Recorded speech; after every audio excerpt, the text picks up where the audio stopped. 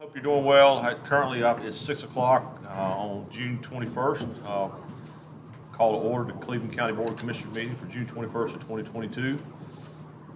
Before we get started, I'd like to make a short announcement. We have both Commissioner Hutchins and County Attorney Tim Moore participating via Zoom. So anytime that we need them to participate or they have something to say, we'll have to work through that as we move forward. So with that, again, I call the meeting to order, and I ask the chair of the clerk to determine if we have a quorum. Commissioner Hutchins, you can still hear us? I'm still here. Yes, sir. At this time, I recognize Commissioner Woodstein for our invocation and pledge of allegiance. Pledge. I pledge allegiance to the flag of the United States of America and to the republic for which it stands, one nation, under God, indivisible, with liberty and justice for all. Let us pray. Dear gracious Heavenly Father, we love you and we thank you for allowing us to be here tonight to do the county's business. We pray that you will look down upon each one of us and give us the wisdom that we need. We pray that you will put your hand of protection upon all of our county employees, especially the law enforcement and EMS and firefighters that all are here to serve and to keep us safe. And dear Lord, we pray that you will touch our veterans and our enlisted men that are across this world and that are out there to keep us safe also. Dear Lord, we pray that you will be with us tonight and everything that we do. In Jesus' name I pray. Amen. Amen. All right, this time I recognize any elected officials present tonight. Randy Daniel, Cleveland County Soil and Water. Betsy Harder, Register. Thank you, guys. This time recognize any veterans in attendance.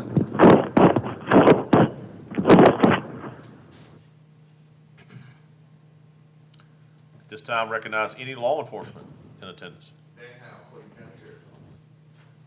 Thank you, Danny. At this time, we'll recognize county department heads. Sherry Melton, Assistant County Manager. Allison Lindy, HR Director. Sherry Ladner, Acting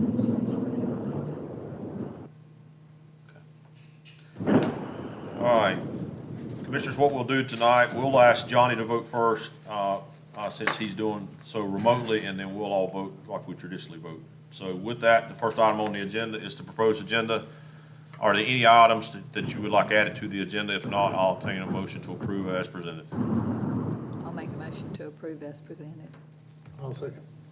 All right, we have a motion to second. Madam Clerk, will you poll Mr. Hutchins? Yes, Commissioner Hutchins, Commissioner Hardens made a motion, Commissioner Wetstein made a second to approve the agenda as is. How do you vote? Yes. All right, all those in favor will say aye. Aye. Those opposed will say no. Okay. All right, let's move it on to the next one. So the next item on the agenda is citizen recognition. The citizen recognition portion of the meeting is an opportunity for persons wishing to appear before the commission to do so.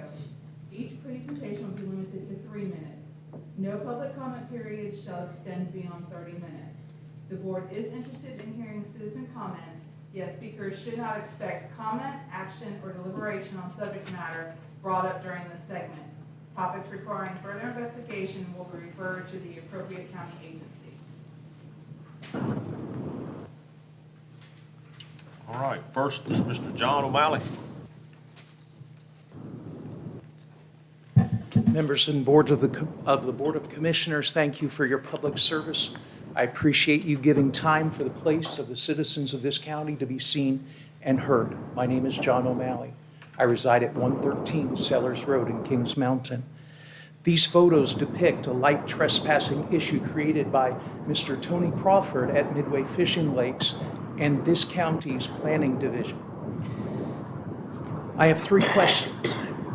Why does the planning director have power to warn, cite, and collect fines for not complying with the Unified Development Code, yet the planning director, Mr. Chris Martin, claims he cannot enforce Section 12-224 because the code is too vague and is too subjective to enforce?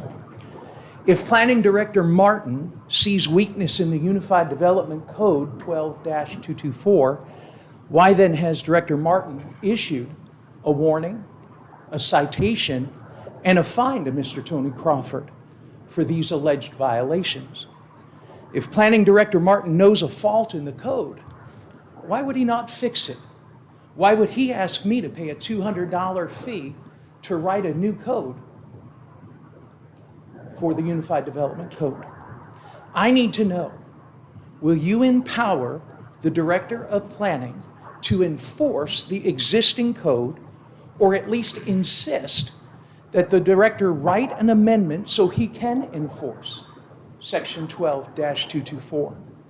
Will you insist that Director Martin bring Mr. Crawford's lights into compliance by meeting the state's self-imposed limitations for state-funded lighting as stated in HB DRE 50145? Will you instruct the Planning Department when they identify an ordinance that is too subjective or too vague to enforce, that they fix it? You see, these lights, every night since June 14th, 2020, for 2 years, that these lights have shown in my home, they illuminate this side of my house. My bedroom is on that side of the house. And it's impossible to get a proper night's sleep because Mr. Crawford will not adjust his lights, nor will the Planning Commission do what they should do. They've stalled for 7 months. I yield back my time. Thank you.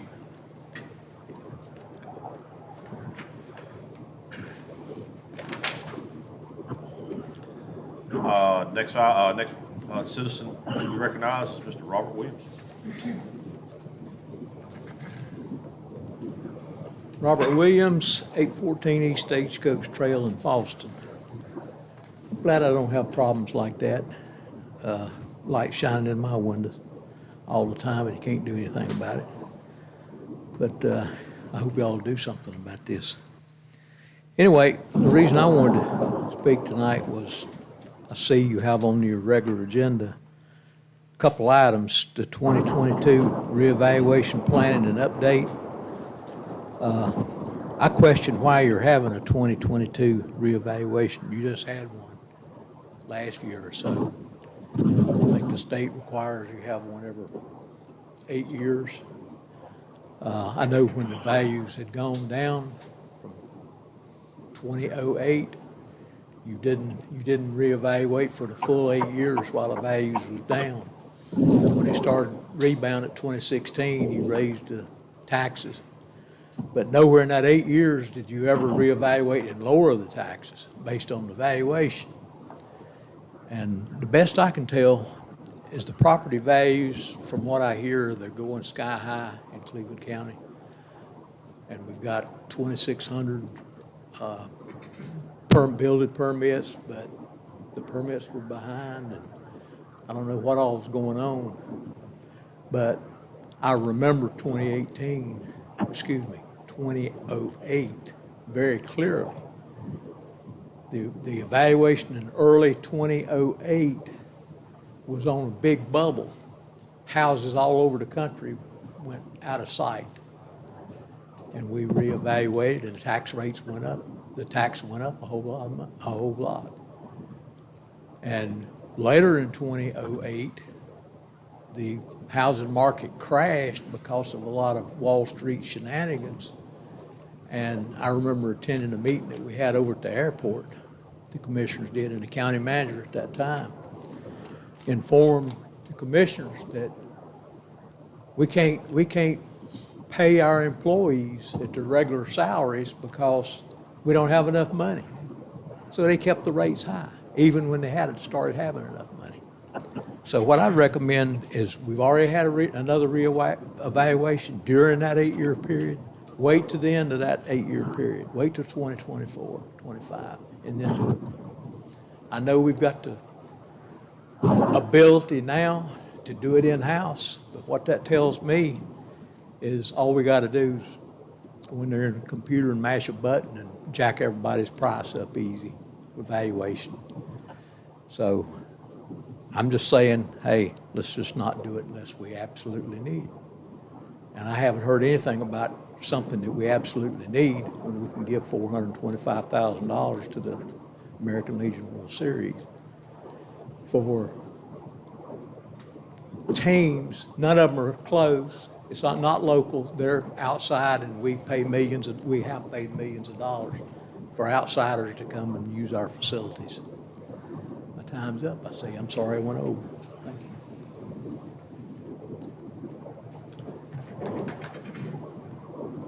Thank you, Robert.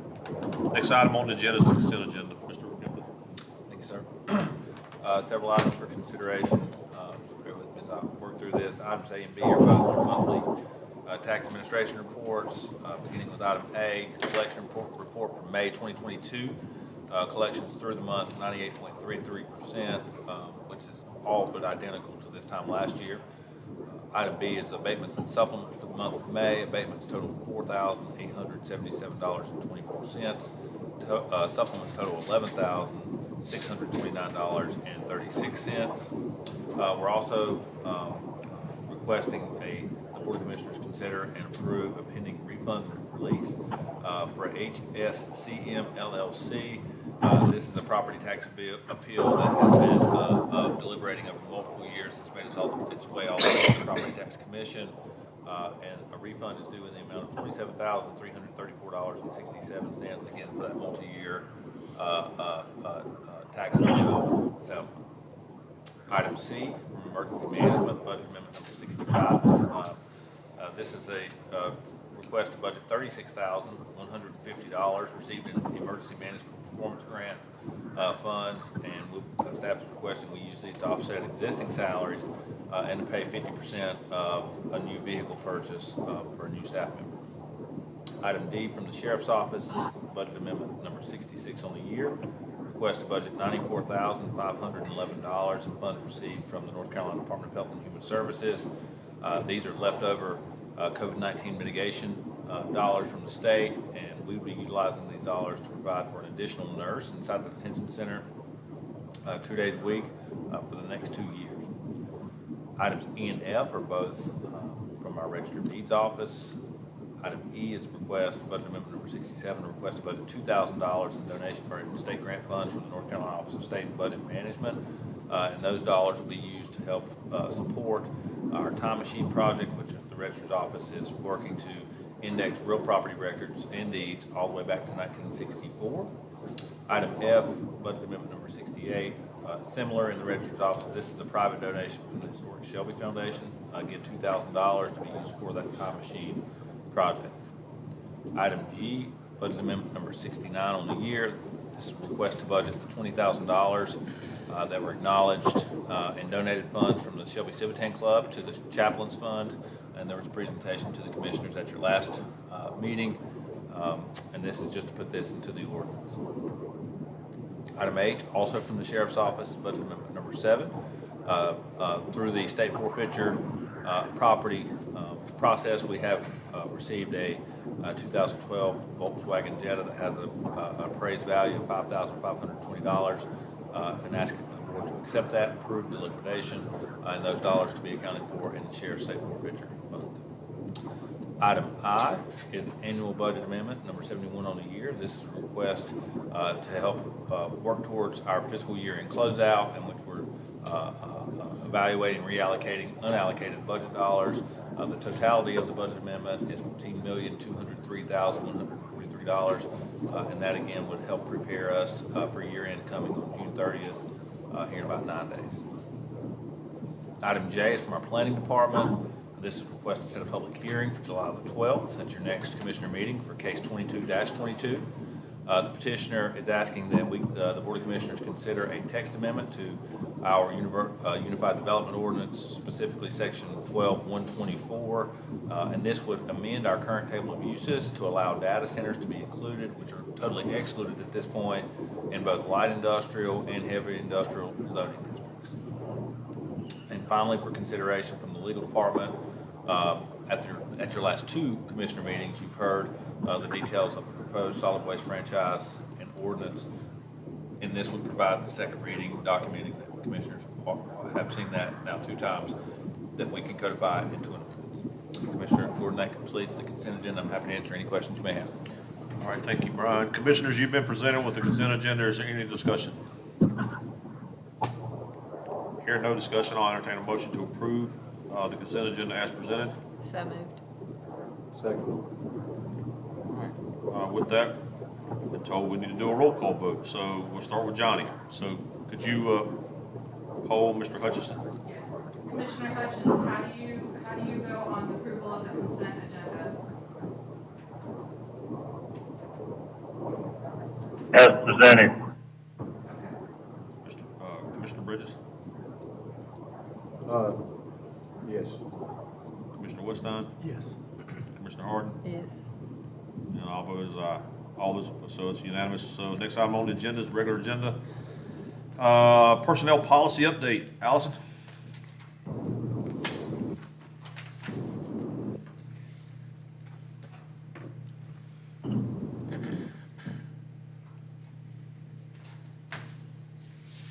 Good evening, Commissioners. Thank you for this opportunity to give you an update on the personnel policy changes that we have recently made. As you know, one of the board's focus areas, strategic focus areas, is to become an employer of choice or be recognized as an employer of choice. To that end, we've made a lot of efforts and progress towards modernizing our entire HR function, our practices and policies. We transitioned from an ordinance to policy in fall of 2021, and we felt like that gave us an opportunity for much greater flexibility. Let me get you to, oh, she told me which one to do. Gave us much greater flexibility. And our plan is to provide commissioners with an overview of changes on a semi-annual basis. The most recent changes that we've made in personnel policy is as part of our effort towards substantial equivalency, which was granted by the Office of State Human Resources, were changes to Articles 1, 2, 3, and 4. We most recently have gone back and made several changes that you can see. I think you have in your packet a red and blue lined copy of the specific changes, and those are listed here in summary. By way of summary, I would say that the majority of these are housekeeping, basic housekeeping changes. We've updated the compensation definition. We've clarified more specifically what full-time and part-time employees are. We updated as far as when we do a cost of living adjustment, we do lump sum considerations for employees who are over the maximum, as well as for full-time employees that are not on the pay plan. Those are at the direction of commissioners. The most substantive type changes are related directly to our ability to deal with the changing job market conditions. And to that effort, we have made some changes to interim appointments. We've shortened the amount of time that's required for an employee to qualify for an interim adjustment for when a position is left open, either due to illness or injury, or more typically turnover. We want to be able to go ahead and appoint an interim someone into that position and have compensation awarded with that. And we also wanted to have the ability to split some of those job functions between employees.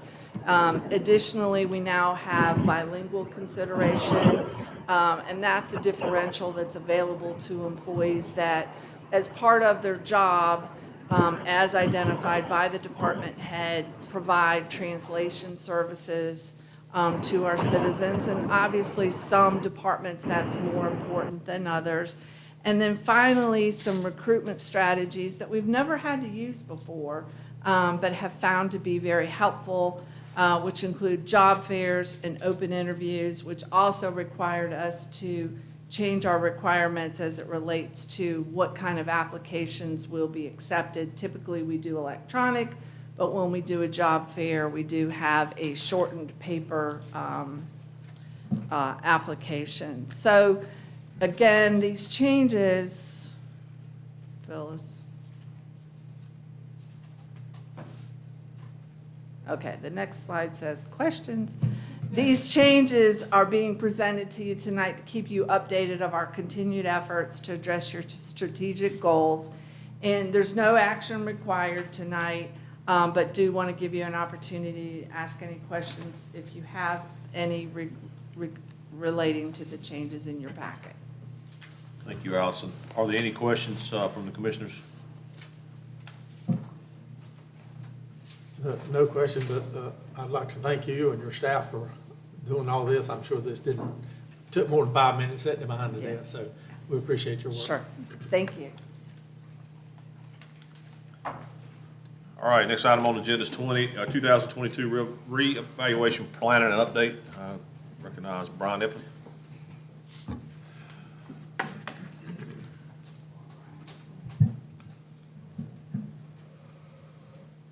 Technology, we're having a little technical difficulties. Phyllis, if you want me, I just wanted to unmute you. Did you You want- have any questions about the human resources part? no, I think that they covered it pretty good. And I know that we needed to make some changes to it.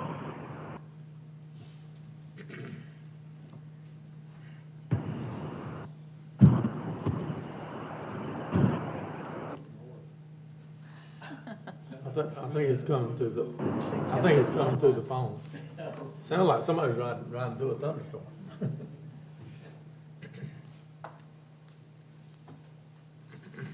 Sorry, I'm trying.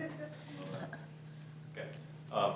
So, I appreciate the opportunity to provide some level of analysis to a very, what's been a moderately unprecedented period in Cleveland County specific to real property transactions.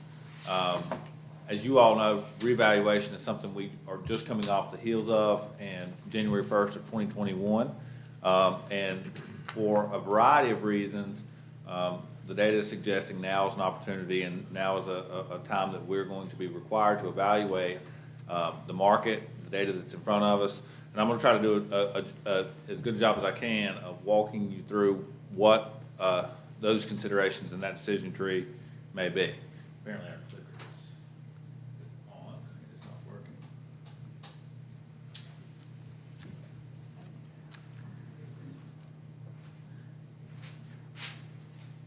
Bear with us just 1 second. I'll be expeditious with.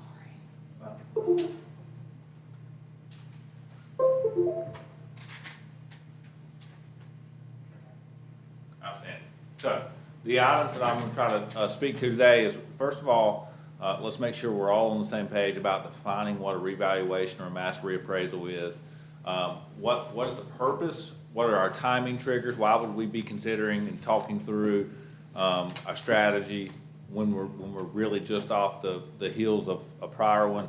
How does the process work? And then how may that impact taxpayers? I think one thing to keep in mind that's critically important is that in North Carolina, general statute programs us to tax property via the ad valorem tax method. That's Latin for according to value, and it's essentially a proposition of assigning a value to property that's owned. So it's very different than a consumption-based tax or a use tax.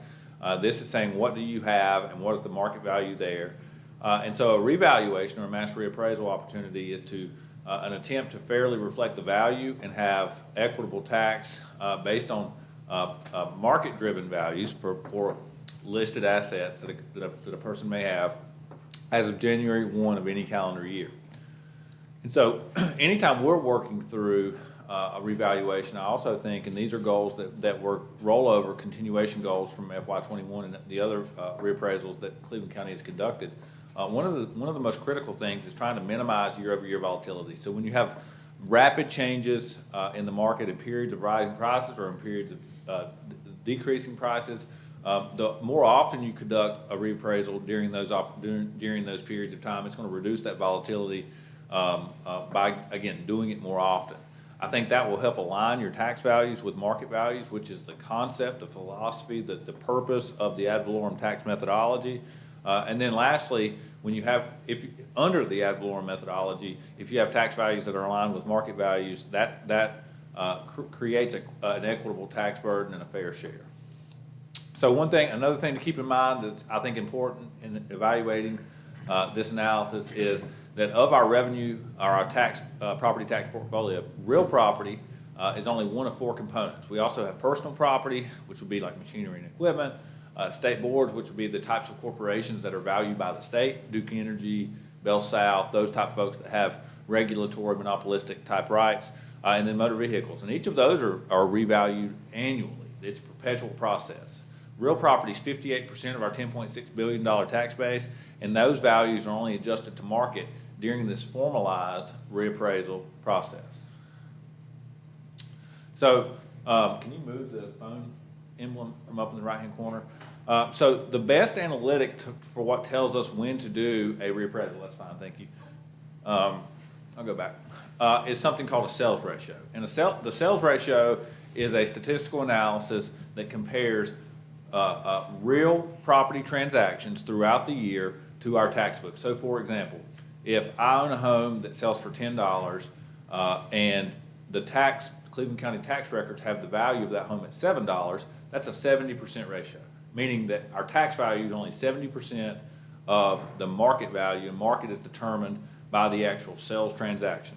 And so here I've mapped out what our sales ratio, and these are annually submitted to and ratified by the North Carolina Department of Revenue. It runs through MLS, so any real property transaction that goes through MLS is ultimately end up delivered to the North Carolina Department of Revenue, and they then compare out the sales price to the tax value and compute this ongoing sales ratio. So I've mapped that out all the way back to 2002, and I would point out in 2002, I believe that says 85 or 86.1, and what that literally means is our tax values were only 86% of market, so 100% here would be market.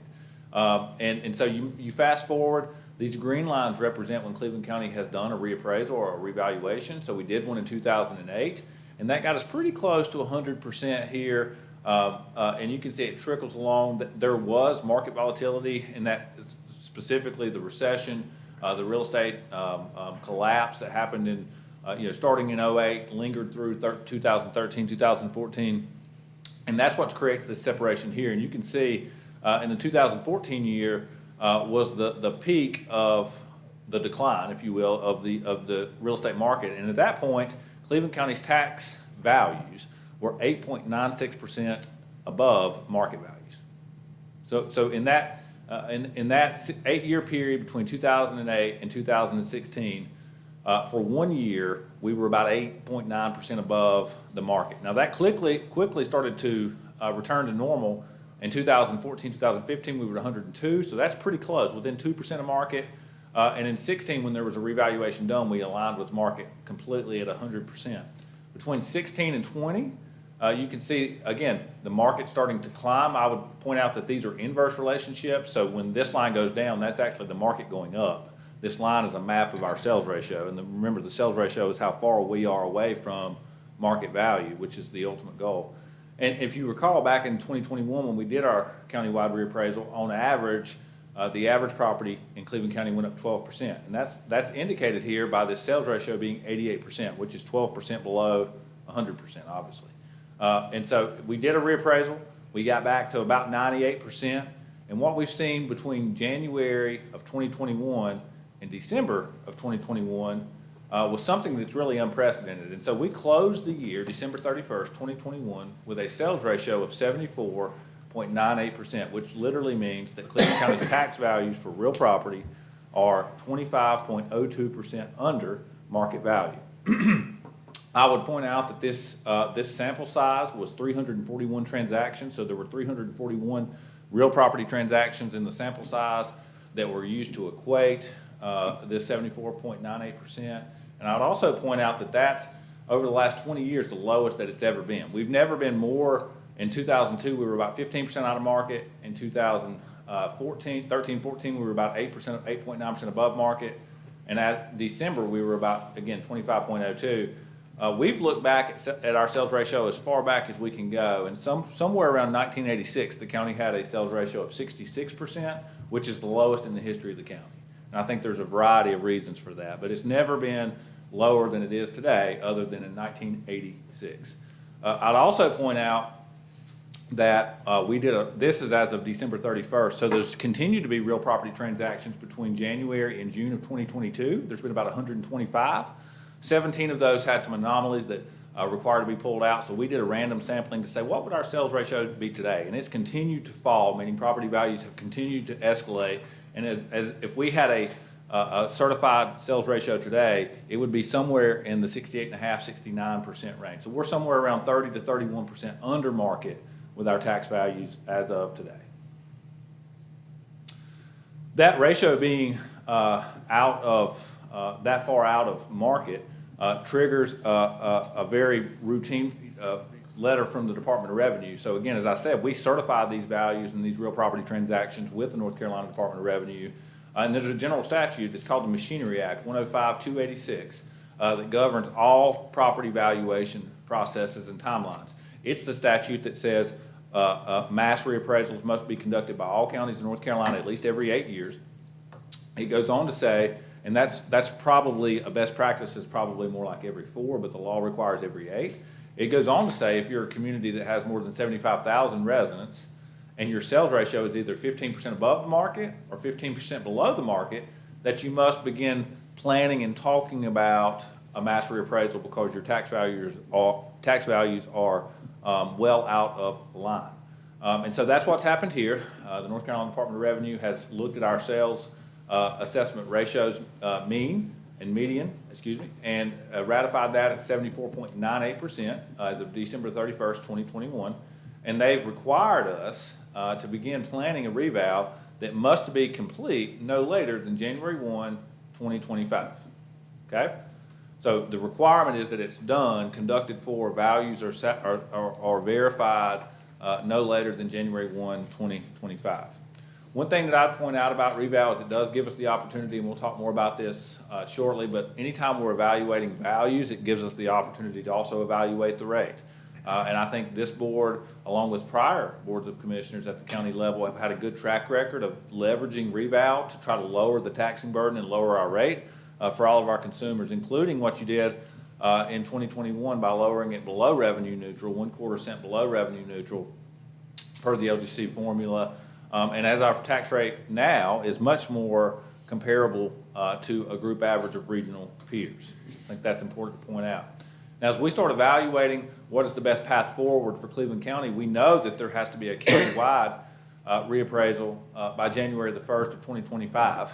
However, there are 2 methods of addressing that directive from the North Carolina Department of Revenue and their regulatory oversight. The first one is a full measure and list, and that's historically what we've done in Cleveland County. That is basically is the commencement of us visiting all parcels, doing measuring ceiling heights, evaluating additions and finished basements, and really making sure that our asset listings are highly accurate. Typically those, because of the amount of parcels that we have in Cleveland County, approaching 50,000, that can take up to 2 years. Our 2021 reappraisal started in the summer of 2018. Rutherford County's working on a mass reappraisal right now. They started it 2.5 years ago. Now, we do have the capacity to conduct that in-house, which we're very thankful of. That typically costs $15 to $20 per improved parcel. So for Cleveland County, that could easily have a cost of $2.5 million. The alternative is this desk review and market advancement. And that analysis takes about 6 to 8 months to deliver. And we also can perform that in-house. The reason that a desk review and market advancement is even a considerable option for Cleveland County now is because we just did a full measure and list in 2021.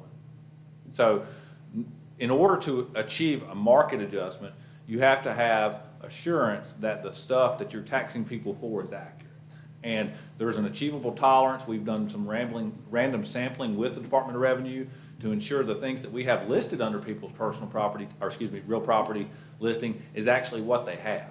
And we've passed those tolerance tests, so that gives us the green light if we choose, if the board gives direction to do a market schedule of value adjustment only, and forego what takes the full amount of time under a full measure and list, which is sending appraisers out in the field, literally visiting every house, looking at GIS and you know, whether it's a drive-by or actually going through the house and measuring square footage. It takes a tremendous amount of time to fully evaluate each of those parcels. Have we not done a 2021 reappraisal, we would only have one option, and it would be the full measure and list. But because we've done that and we feel confident, and the Department of Revenue feels confident with our random sampling, we do have another option. Walk you through a brief timeline. If we were to do a full measure and list in the fall, here in about 90 days, I would circle back, staff would prepare a resolution for this board to consider to target a 1/1/2025 reappraisal. We would immediately begin doing residential field reviews and data collection compilation. That would continue through all of 23. In the spring and summer of 24, we would finalize those residential review, begin our commercial analysis, our cost impact analysis. And then in the fall of 2024, we would publish our schedule of values, and we would hold a public hearing on those values before closing out our schedule and issuing values in January of 2025. Following that, we would mail those notices of values to our citizens and begin the appeals process, informal and through the Board of E&R, before July 2025, issuing property tax bills. But what's key is that we're hitting this 1/1/25 for reappraisal per the North Carolina Department of Revenue regulatory oversight. The alternative option is to have this market advancement only, which we believe we could conduct between the summer of 22, if there was a resolution or direction from our board to conduct this market adjustment and advancement.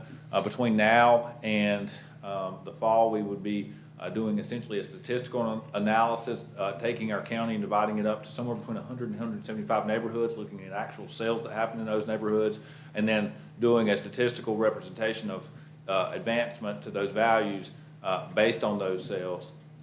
And we would conclude here with a 1/1/23 value, work appeals between then and July, and then issue property tax bills in July of 2023. So it's essentially a 2-year advancement. And again, this methodology is only possible because we have confidence in the taxable real property listing. So I wanted to point out there's many variables.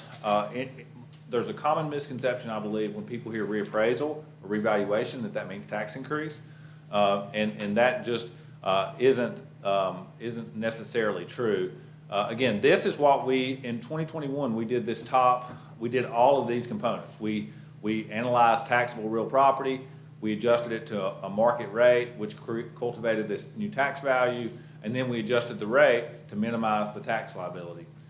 If that option is still on still a deliverable for our January 1, 2025. However, if we as a team decided that it was more appropriate to only do this market rate adjustment in FY23, because we have ran the analysis and passed the tolerance level for asset listings, we can simply update the market rate, which will impact the value, and then we can evaluate the tax rate during the budget process, again, with the track record of lowering that to minimize tax burdens on our taxpayers. I just think it's important to point out, as values goes up, the rates can go down, and it really is a balancing act. And then I'll close by saying that I think that from my perspective, there's 3 options. Clearly, the county has experienced an unprecedented change in the market and in the environment, none of which we created. From a staff perspective, we think it's our responsibility to make sure that our policymakers are fully informed and have all the data and all of the required criteria to make professional, meaningful decisions. And so these are the 3 options we think, based on the information that we have, that are possible. Number 1, we think the board could direct staff to begin working on a January 1st, 2023 countywide revaluation that consists only of a market advancement. Number 2, if the board desired, you could forego that and meet the North Carolina Department of Revenue deadline of January 1st, 2025 by directing staff to begin a full measure and list. And I'd point out that the market adjustment only would not be favorable or possible, probably, to meet that, to do in '24 ahead of '25, because at that point in time, the real property that people have has changed and evolved. It's a 4-year gap, and it's unlikely that we still have enough accuracy in our listings to conduct it that way. We would have to work through a full measure and list process, which takes 2 years. Under option 2, staff would bring you a resolution to proceed probably in the fall of 2022 and begin that process. The third option is to, at this point, do nothing, to deliberate, to further evaluate data, to explore other options, but that doesn't move our deadline. And if we're going to hit 2023, from a staff perspective, we feel like we need to know by July. Commissioner Gordon, that completes my presentation. I'm happy to answer any questions you may have. All right, thank you, Brian. I'm sure there'll be questions. So, Board of Commissioners, what questions do you have?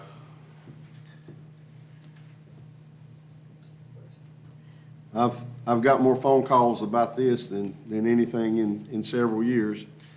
I understand that it's inevitable, that it's going to be very unpopular, but also the state is requiring us to do it, and we have to do it.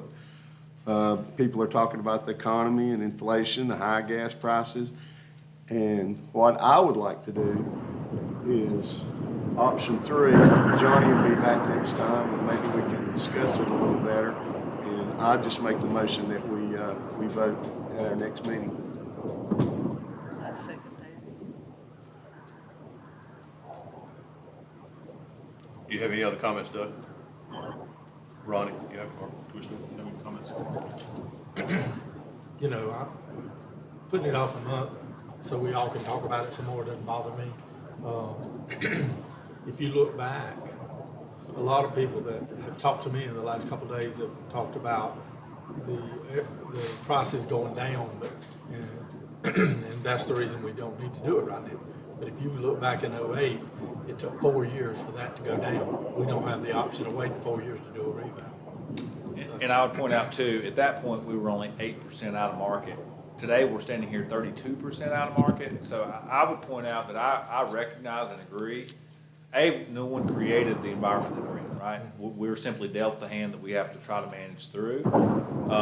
And I would point out that with the Federal Reserve likely to continue to increase interest rates, we are seeing a slow in the number of transactions of real property. So last year, again, I mentioned in 2021, there were 341 real property transactions in Cleveland County. For January through June of this year, there's only 125. So if you annualize that, that's about 250, maybe a little bit less. So we're seeing substantially less transactions, but the values are staying high. So the only thing that's computing the sales ratio, which is the statutory analytic that requires us to do it, is our tax values compared to the sales price. And so the number of transactions, which certainly will be impacted by the economy, is likely to decrease. The value of which they're selling, maybe a 5 or 10% correction is possible. That's when you look at list price versus sales price. There's an argument there that people may be listing a little bit high, trying to maximize their profit. But to think that we're going to see a 32% market correction is probably unlikely. The Star did an article and said that the price of a house fell 3.8% in the month of May, which makes me think that it is going to come down. I don't know if it'll come down enough, but I know when we had revale before, I know we did everything we could to lower the tax rate and all, but my personal house went up almost $300. So, and I'm a single person trying to make it on my own. I don't need another 300. So I get where people are coming from. So I that's why I agree with Commissioner Bridges that I don't know that there is another solution, but it at least gives us some time to talk and see what can be done. Because at the end of the day, people don't open their tax bill in the year. When you get your bill, you don't open it and go, my value went up, but my tax rate went down. You go, oh my gosh, I'm paying however much more. And if you're fortunate enough, how much less. But most of the time, a lot of people, it's more. Can you see if Johnny has? Mr. Chair, can you hear me? Yes, sir. Go ahead, Johnny.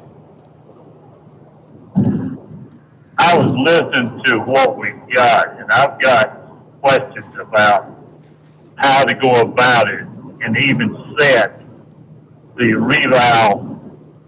Because a lot of counties does it every year, some does it every 2 years.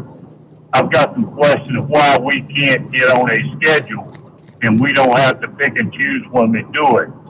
What I would like to do personally is if we could table this conversation until a July meeting to give me a chance to ask more questions, learn a little more about what some of the other counties do, I would feel better about making a decision to inform the public. Did you copy that? Yes, sir, we Yes. did. All right, you might want to get Sherry up here, because I have a couple comments, questions. Because I want to take this conversation a little deeper in a couple of areas. So you talked about the market rate. So the market, making changes to the market rate will cover all properties except those that are in farm use or present use value, right? Could you speak to that? One of you guys speak to that? Properties that are in the present use value program, which is a program for commercially producing agricultural products, forestry products, horticulture products. They are commercially active farms. When you apply a market rate, you set a market value for those properties. You also set a present use value market. So then there's their market rate, and then there's what they're actually taxed on, which is their use value, and the difference is deferred and left on the tax scrolls. And if the property ever disqualifies or anything, we go back and pick up that deferred value and bill it for the prior 3 years. So basically, when you're evaluating present use value properties, you're setting a market, and then you're setting that use value, and then the difference is deferred. So when we're setting the present use value, we don't set that, that mechanic's not done within the county. We use a schedule that's produced by the state, right? The state has a use advisory board for present use value properties, and every year they publish a manual with the cost rent rates for that year. So normally when we do a reappraisal, we would have the board approve the market schedule values, and then we adopt the use value manual for that year that adopts those rates. And we set the rates based on what's in that manual for that year. So it's true that in 2016, that rate was $590 per acre. For agricultural property, yes, sir. And in 2021, it was $645 an acre. Correct. So it's a 9% increase. Mm-hmm. Okay. So that's in farm use or any of the other items that you listed, horticulture or forestry as well. Correct. Forestry and horticulture have a couple of different rates. Forestry is $255 an acre, and horticulture is $1,370. But it's the same process to get to those. Same We don't process. determine, the county don't determine those. We use it from this schedule that is produced by the Present Use Advisory Board. Correct. We just asked the board to adopt that year's manual. Hypothetical, or not hypothetical, but the question I'd like to know there is, by any chance, is anybody from Cleveland County on that board that you know of? I'm not sure of that. I don't really matter, but I just had a question. So let's take the conversation to another. So non-improved vacant land. So this would be, let's say I own 100 acres and I just have it. I bought it, inherited it, whatever, and I use it for nothing. It just sits there, maybe bush hog it, right? Or whatever. So I understand from my research in 2016, that property was valued at $3,000 an acre through our scheduled values. In some areas, yes. And in 2021, it was valued at $3,000 an acre again. Correct. There were some land rates that did not change. So that would mean, based on what this board, action this board took, then those individuals that would be under this hypothetical scenario I just painted actually got a tax reduction In some cases, yes, sir. because we lowered the rate. The value didn't change. So that's a two-step equation up there. One, A times B equals C. Yes, sir. So if the rate went down and the value stayed the same, then the tax bill went down. I say that to prove a point. Even if nothing changed. I'll say that to prove a point, that it's not as simple as saying values are gonna go up, so my tax bill's gonna go up. In most cases, they're likely to go up some. And I'm gonna ask Brian to come back and talk about the local governments commission and revenue neutral here in a second. So that's my point with that, is that there is reduction in the values on some property within the county outside of just taking the market value times. So the point I'm making is, this presentation talked predominantly about market value. These other areas in commercial agriculture, the three categories that you listed, is still slightly different than that market value. Correct. Okay. Another point before Brian comes back. So with that, and all the people that called and text, I'm glad you did. I'm happy to talk with you, and I'm happy to talk with you more, those of you in the room and those of you that are listening. But at the same time, when this board lowered the tax, not one commissioner lowered the tax. It takes one can't lower the tax, two can't lower the tax rate. It takes at least three. All 5 commissioners sitting up here, sitting at this dais, and including Johnny, voted to reduce the county's tax rate after the 2021 values. They lowered what was the revenue neutral of the local government commission from 50 our current rate of 57 to 55 cent, and this board went one step farther and reduced it by 25 more basis points. They also reduced the school tax from 15 to 14 cent. They held the fire tax at 8.75 cent, which should have been a 0.25 or 25 basis point reduction to get to the local government commission. However, I'm looking at the chart. So all the rest of you guys and citizens of the county who live in any of these other towns, your towns or other taxing authorities didn't lower their rates. So it's not always the Board of Commissioners, and the Board of Commissioners takes the blame for that a lot of times in this process. So for an example, Shelby lowered their tax rate by ½ cent, was not the local government commission recommended reduction. It was 50 basis points. The only other town that lowered their tax rate to the revenue neutral was Bowling Springs.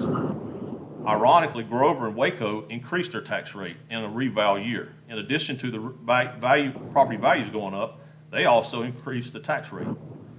Cities of Kings Mountain, Lattimore, the county water district, Kingstown, Falston, Earl, Hopeful, Lawndale, Kaiser, Patterson Springs, Bellwood, the Upper Shelby Municipal District, and the Kings Mountain Municipal District, none of those chose to lower their rate.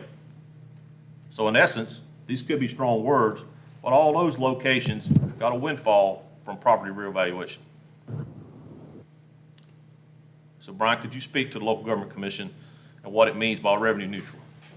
Yeah, so, and we tried to talk through this in 2021, but as a reminder, this staff presented to our commissioners 2 separate rates. Revenue equal, which allows to account for no growth, and an LGC, local government commission, which is the financial oversight body, as part of the state treasurer's office, revenue neutral, which allows you to capture the average growth in real property that you've had since your last revaluation.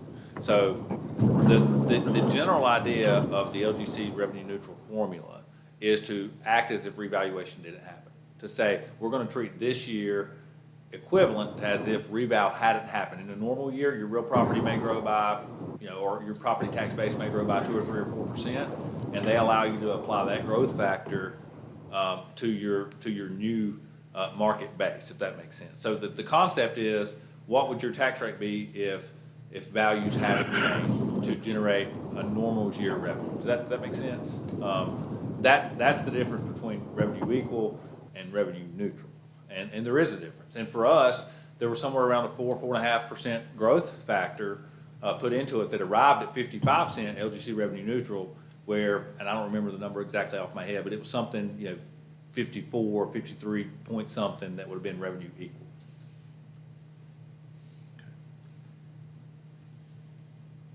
So they're revenue neutral, that the local government commission is not true revenue neutral. True revenue neutral is the rate would be set to equal the same amount of revenue. Yes. Which that doesn't even happen in a normal year. In the year we don't do reval, there's always some level of growth. It's just There's organic growth, Yes. so yeah, year over year. So that would be calculated or compounded That's correct. throughout the non-reval That's cycle. correct. Yes, that's correct. So can you go back to that letter?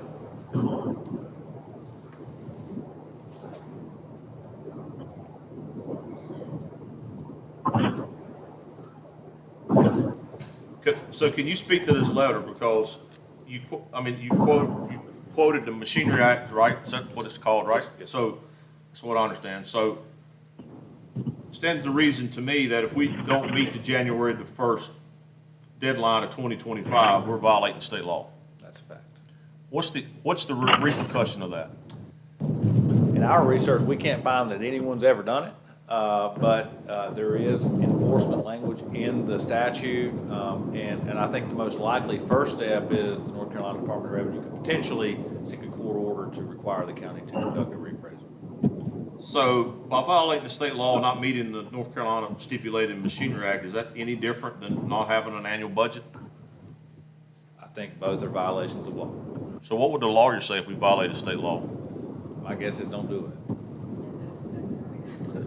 I'm not advocating that we do, I'm just being a little rhetorical about it. So we'd have to make a bold statement to violate law if we were going to ignore that. Yes, sir. Or either take action that we can't meet that. Yes, sir. So how proactively does the Department of Revenue track this? So what's the first clue to them that we're in the revow process? So let me tee this up, what I'm getting at. I kind of find it hard to believe that the Department of Revenue is going to let Cleveland County wait to December of 2024 to start a revow process, I'm sure they would ask because they know that that process takes a while. What are other trigger points? What other trigger points for them, the Department of Revenue, to tell that we've started in earnest a revow process? Well, obviously, Sherry and her team communicate with the Department of Revenue regularly. That's their state oversight body. But I would say the resolution to proceed authorizing staff to begin conducting the revaluation would be that optic. I have one more comment. Could you go back to that other slide, the one that you have all the boxes on there?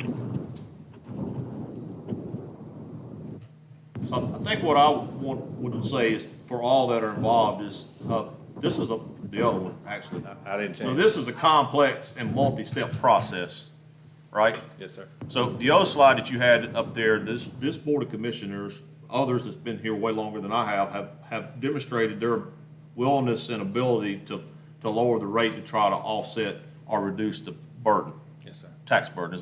Would that not be fairly accurate? Totally agree. So the point I'm making is that whenever this process, anytime property reevaluation, which is required by state law, right? I don't Yes. think any Board of Commissioners anywhere in 100 counties decide this is how we were going to do it. So this is, the General Assembly decided this is how we were going to do it, right? Yes, sir. So with that it's short-sighted to think that the board is not going to be responsive or reasonable in making the appropriate decisions to lessen the tax burden. I don't Agreed. think any of us up here want any more taxes than anyone else. Agreed.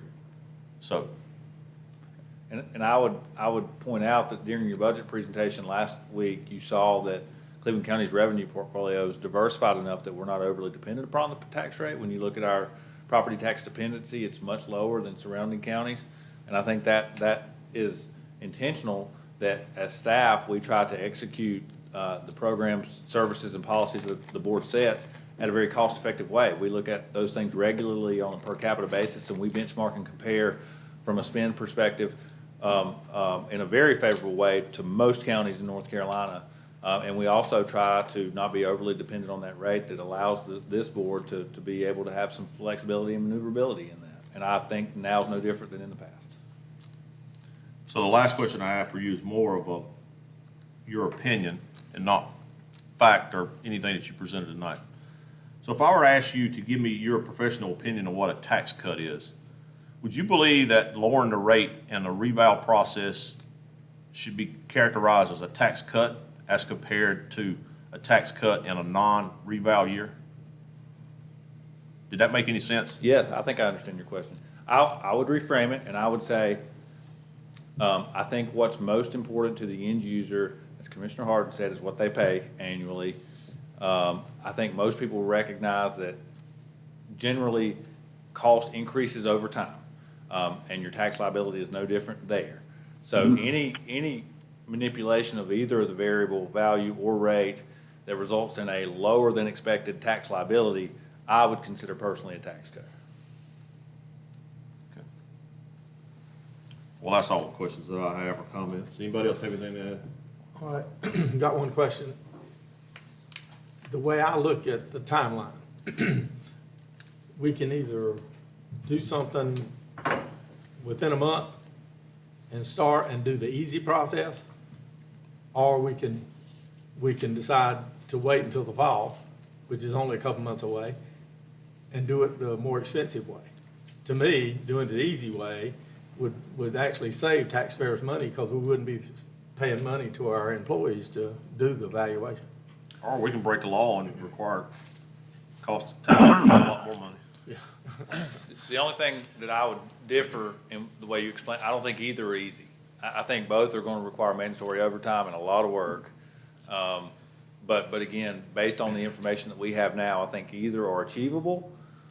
If you do a revow in '23 and you realign market with tax values and your sales ratio goes back to 97, 98%, it just gives you some flexibility in when you program the next one. But the next one, without question, will have to be measure and list. It just will have to be. But you could push that out longer, depending on the volatility in the market. Again, when we were sitting here last year approving our budget in May and June of 2021, I didn't expect, I doubt Sherry expected, I doubt anybody on our team expected to be back in front of you in 12 months. There's just things outside of our control that are, again, market-driven.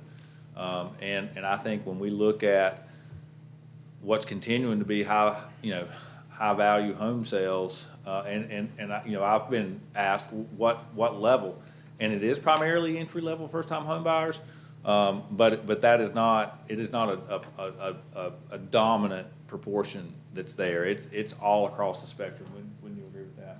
So there is diversity amongst the sales. There's 341 sales in 2021. I think most people would agree that's a high enough statistical sample to get a good feel. And the mathematics are what they are to certify that rate at 74.98%. I do have one, if you can go back to the letter, I do have one follow-up question. So, additional question. So, I meant to ask this earlier. So, is there any reset to that? What I mean by reset, so it's already inked in stone. So what happens if our ratio goes either way? So let's say this year we report this every year, right? That's right.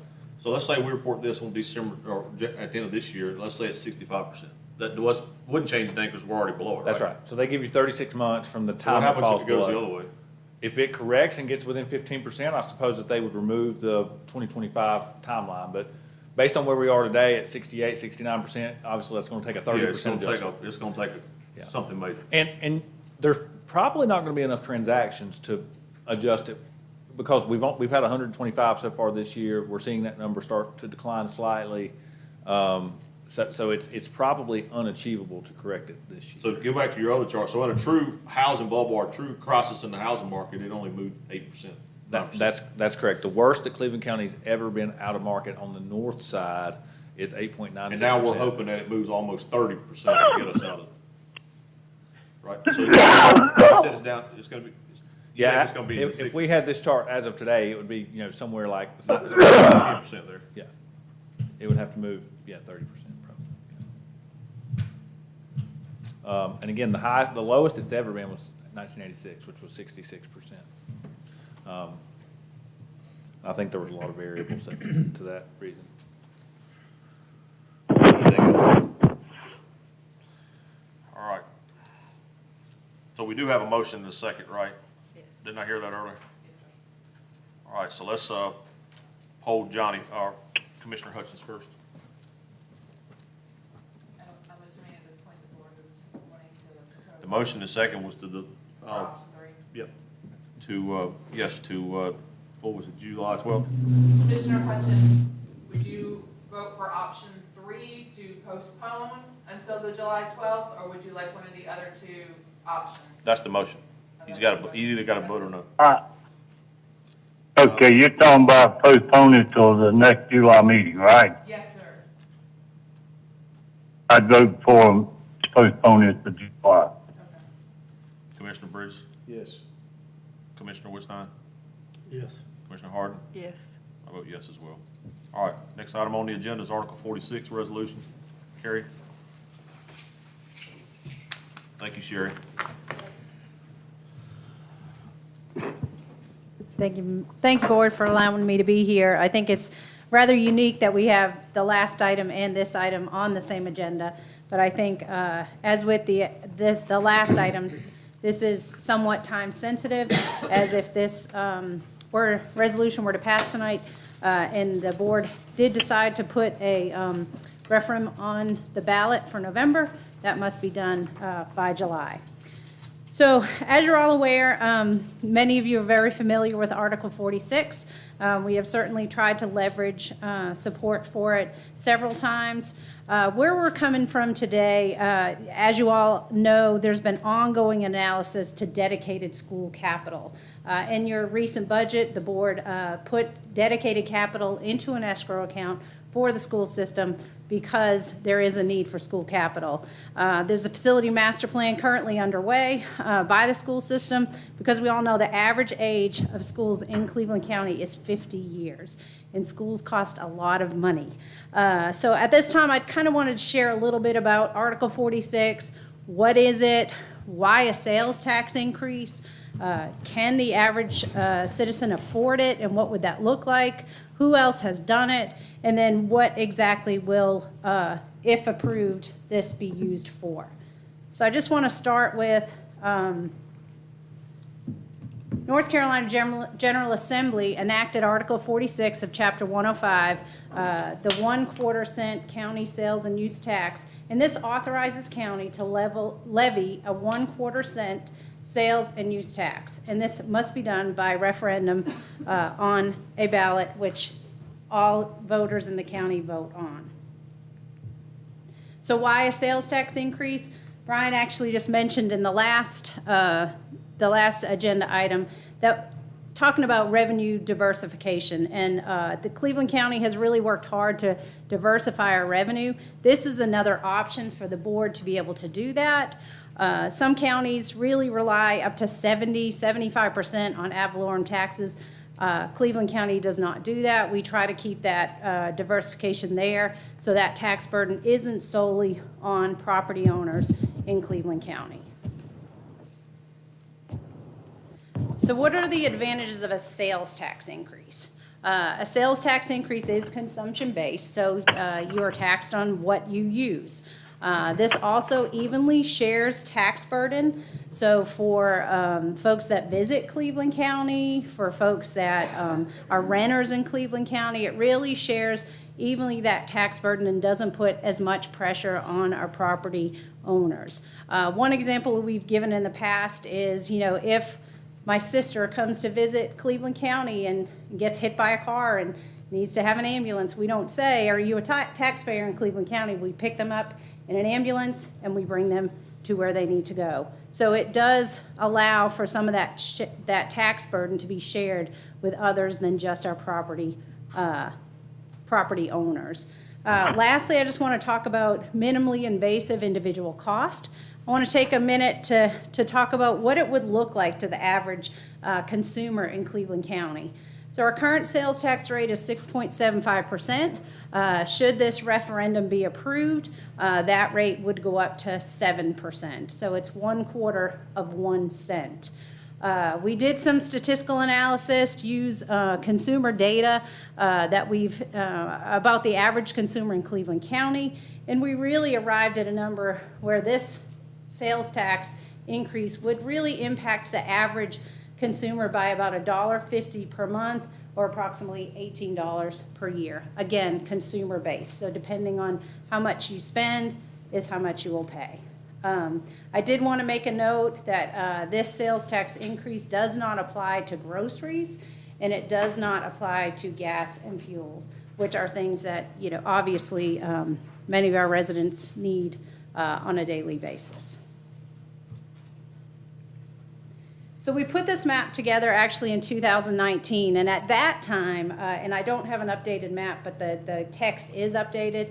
At that time, there were 45 North Carolina counties who had passed the Article 46 referendum.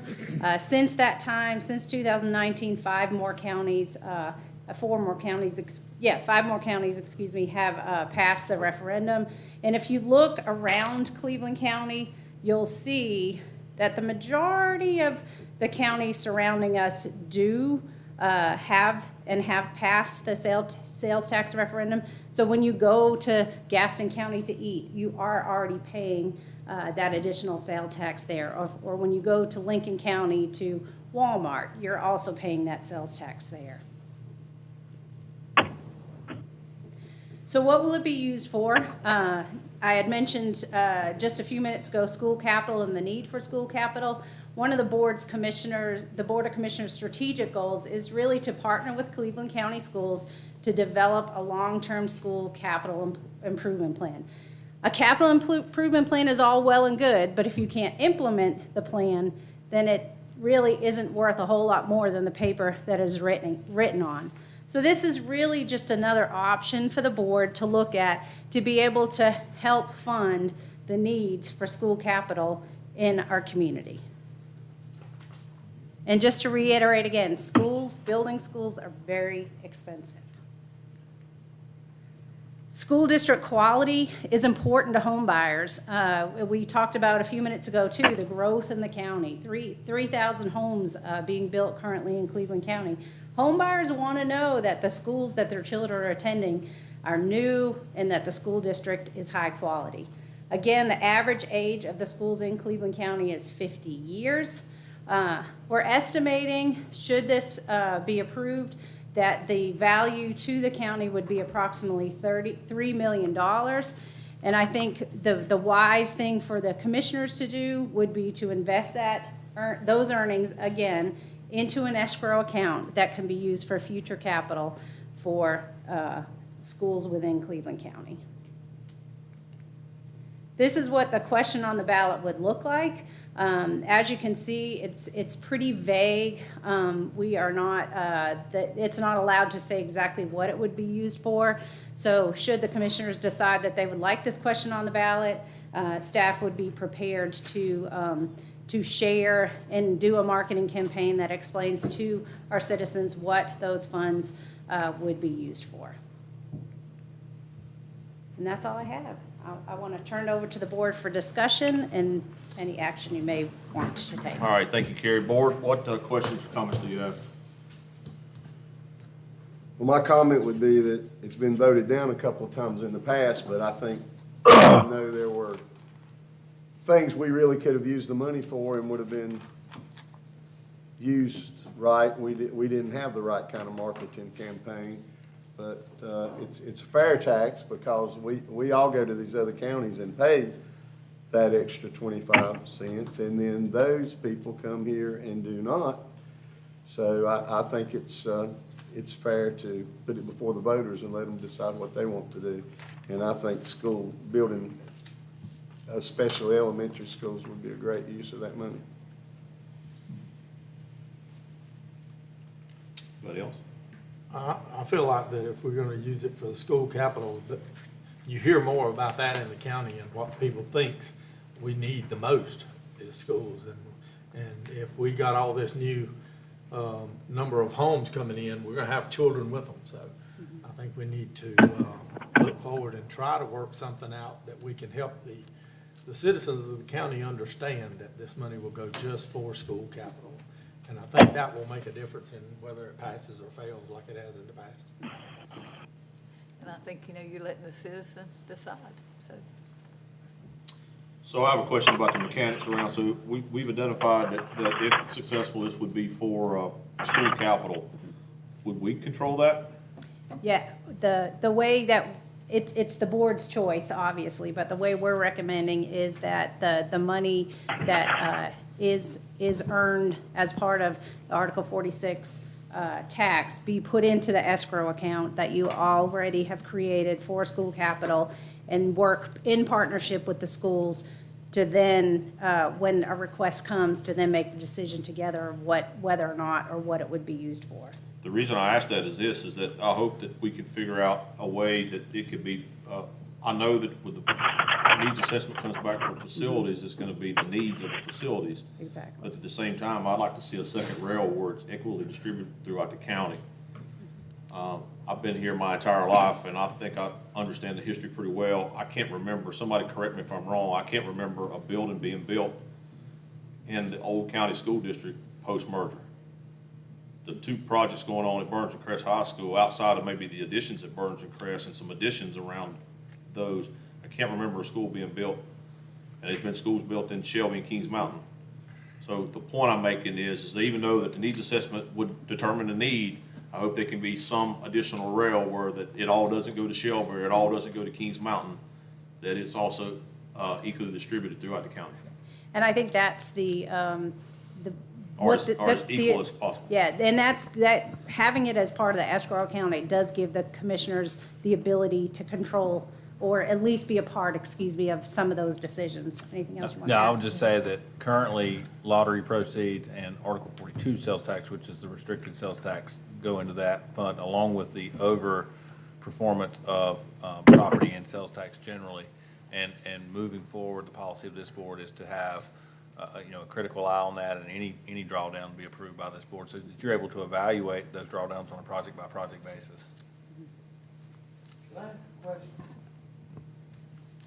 We talk about increasing money from school, but I've seen no plan for building new schools. We're awaiting that ourselves. We're awaiting that ourselves. Well, Will you, it'd be nice to have that before you make plans to raise money for something you don't know what you're raising money for. will you poll, Commissioner Hutchins? See if he has any comments. Commissioner Hutchins, do you have any questions or discussion regarding this item? No, I don't.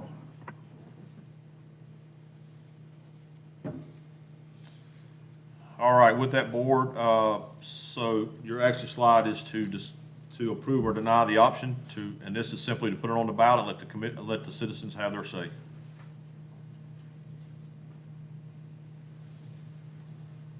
I'll make a motion that we approve, and put it on the ballot and let the citizens decide. I'll second. All right, we have a motion and second. Commissioner Hutchins, Yep. there's a motion on the floor to approve the adoption of the quarter-cent sales tax resolution. How do you vote? Yes. Put it on the On the ballot? vote. Put it on the ballot. All right. Commissioner Bridges? Aye. Commissioner Westheim? Aye. Commissioner Harden? Aye. I vote aye as well. All right, with that, next item on the agenda is board appointments. The first one is the Juvenile Crime Prevention Council.